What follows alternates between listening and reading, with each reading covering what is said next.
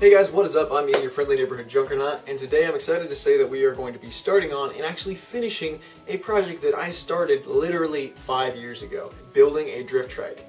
Now, if you've never heard of a drift trike before, essentially this is just a tricycle that is made for adults, with the major difference being that the back wheels are actually made from or covered in PVC piping or some other slick material, which means that the rear wheels have very, very little traction. This gives them the ability to go down, very steep hills and take some pretty sweet corners when you get this really fun kind of drifting action with the tricycle. Now, while you can actually buy professionally made and custom, manufactured drift triking, the spirit and heart of drift triking is really taking a just regular full-size bike, chopping it down, taking off all the pieces you don't need. So basically you have one very large kind of normal bicycle wheel, like a big wheel on the front, two very much smaller wheels on the back that are pushed a little bit afar from the seat. I'll just say right off the bat that there are ways that would be way stronger and safer and better to make this drift trike. However, for dollar, I don't know if you could actually find a cheaper functional drift trike build on YouTube. There probably is one, something that's kind of similar to what I've done. I'm just saying it's definitely up there. Now, there are some things that I would change or do a little bit differently, but they are actually relatively minor, and I will detail those as I'm going through the build design that I decided to follow. The side of this design is that it does require the use of a welder, which I know that a lot of people don't have, and I actually didn't have when I started this build, which is the reason that it took so many years to come to completion. You definitely could go ahead and switch up the design a little bit, use more wood and some nuts and bolts to kind of hold everything together, but at the end of the day, this actually is way easier if you can actually find a friend or are able to get your hands on a welder. Without further ado, let's get started. Believe it or not, my entire drift trike build personally only cost about $10 in parts and materials. Probably wondering, how can that possibly be true? Well, there's actually not that many moving parts and pieces that you absolutely need for building a drift trike. And one of the pieces that you do absolutely need, a bike, can actually be found for cheap or free very, very consistently, whether that would be through a junkyard, a garage sale, or Craigslist. Dumpster diving. It's so easy, in fact, that during the time that I started making my drift trike, I found not one but 3 bicycles, all for free, within about a week. It doesn't even have to be an adult bike, it just has to be big enough and strong enough to hold your weight. I'm going to be using this bike right here as an example, which is one of those 3 bicycles that I found, because I already took the main one that I decided to use and chopped it into the frame about 5 years ago when I started the project. Basically what you want to be looking for is a bike that hopefully has at least one of the wheels that is in decent shape. It has to have a fairly decently in shape frame, and also you want the forks and steering to all work properly, because that stuff we're going to be keeping. All of these gears, the pedals, the back wheel, we really don't need any of that, so we're just going to cut it off. So you're going to want to either take a saw or a angle grinder with a cutting blade on it, and you're going to want to chop something like right here. So you're going to want to chop this main support bar off completely, and we're going to chop it at the middle, across here, because we don't need that part, and then we're going to chop it somewhere around here off the fork. So the seat on the drift trike is actually going to sit very, very low and close to where the rear wheels are. And so this piece is going to get cut and welded in between part of these crossbars where the back wheel used to be mounted. I kind of think they look like a dragon, so that's even better. So you're going to have a piece of metal that goes across here width-wise. I'm not sure if it's going to mount either into here, or if I'm going to drill out a portion, or maybe it'll rest back here on the bottom.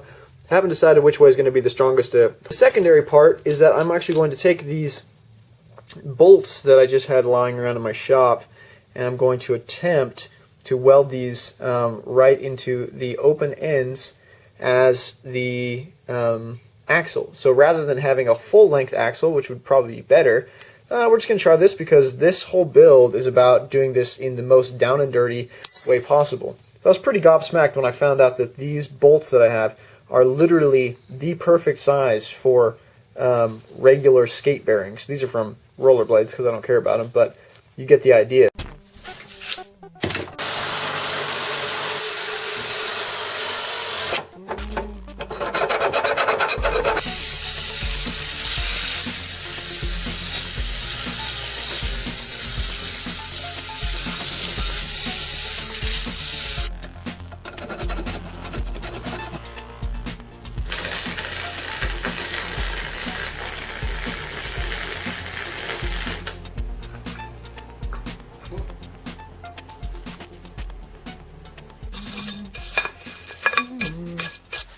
That could hardly be more sloppy, but you know, cut me a little bit of slack. This is literally the 4th time I have ever welded anything, and definitely was the most small thing I've ever welded. So, good news is I don't think it's going anywhere.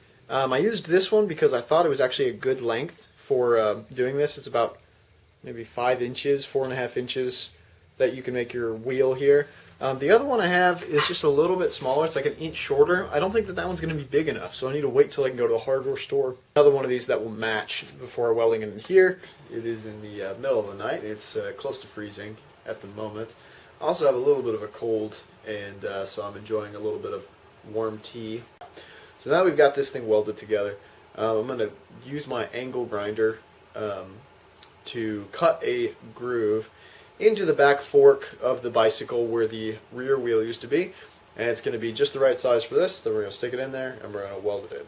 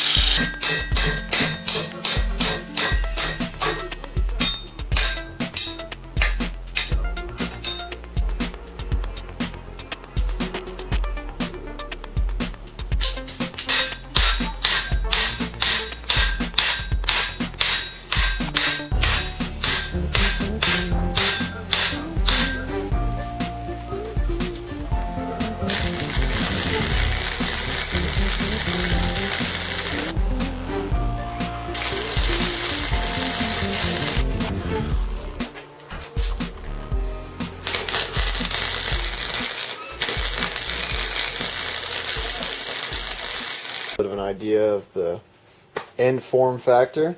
The seat is actually not mounted yet, and the wheels are currently just a bunch of rollerblade wheels. This is just because I wanted to stand on it and push it down the street just to test it out. Most drift trikes use wheels that are actually made of or covered in PVC pipe. The main reason is just that it's fairly cheap, comes in lots of different diameters, and it's very slippery. There's a bunch of different methods you can use to do this. You could try and find something, those rollerblading wheels or a little lawnmower wheels or something like that that's actually close enough to the right size of the inner diameter of a piece of PVC that they can just either slide in or that you can glue the PVC around it. Another real popular method is to use inflatable tires that you can actually deflate them as small as you can go. You mash the PVC pipe over them and then reinflate them to hold the pipe in place. This is one of the best methods. The problem is cost and availability. Pretty difficult to find an inflatable tire that's smaller than about 8 inches.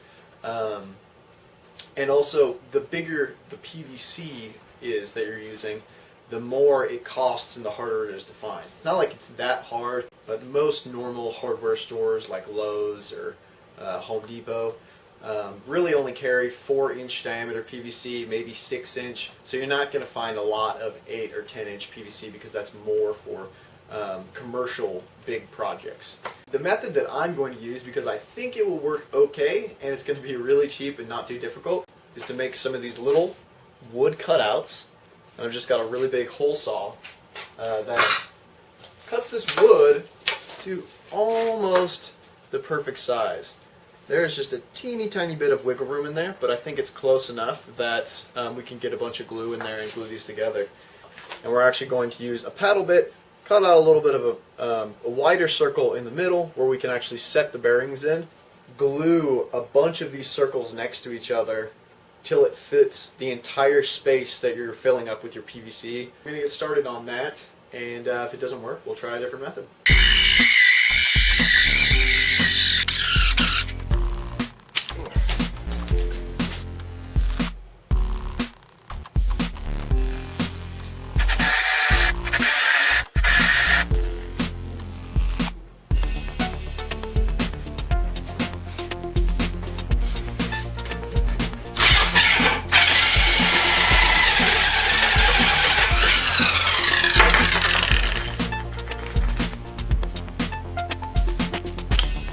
The corded drill works much better. I didn't use it at the beginning because I know it's not really meant for a lot of torque, it's for speed. But it does seem to work okay with this big hole saw, so just use that.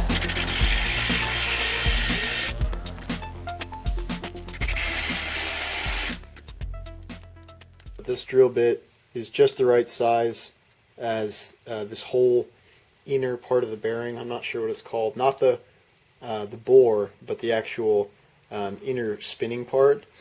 We don't want to have that be biting up on the wood. We're going to drill all the wood circles with this bit so that when we put the bearings in, the bearings can spin this way as well as, you know, on the shaft.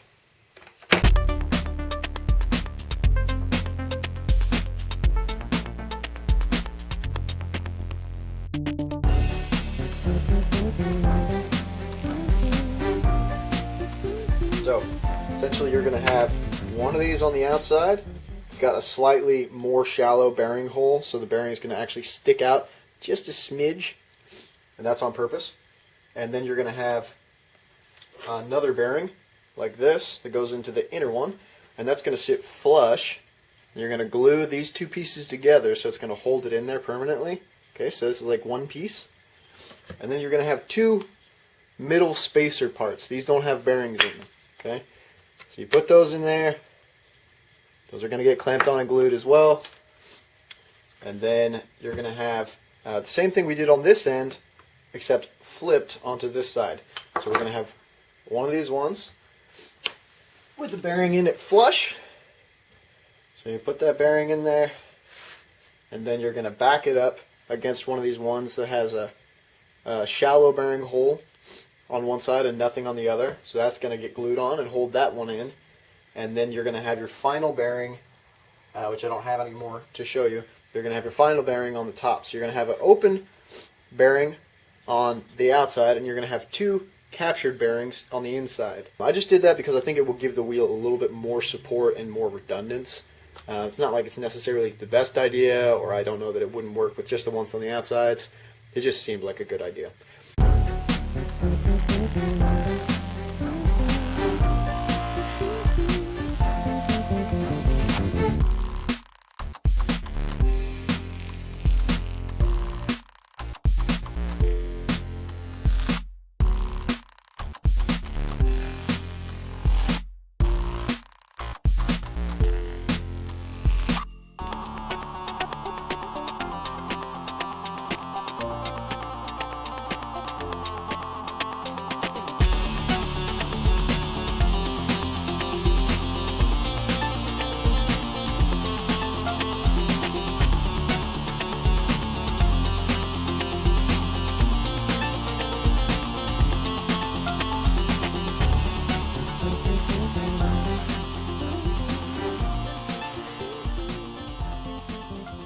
Anyways, so we're going to slide it in here, and we're just going to glue it into this piece of PVC, and if everything goes good, it's going to work great. The wheels have all been glued into their respective PVC sleeves, and they've had 3 or 4 days inside in the warm to cure mostly. So at first I tried to use wood glue. I realized that was not going to fill up the gap between the side walls and the wood very well. So I ended up just taking a tube of liquid nails and squirted a whole bunch on there, kind of smoothed it around with a piece of wood, and then mashed that in there. Doesn't look very pretty.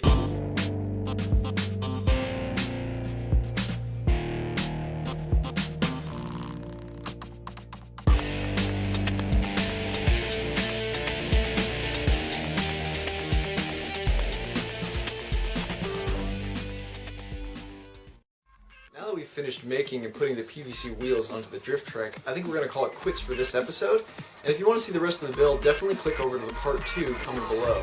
Now, maybe a couple of days before I'm finished with all the editing, so if you want to see that when it comes out, definitely hit that subscription button below. In the end, it does turn out pretty cool because, spoiler alert, it's already done.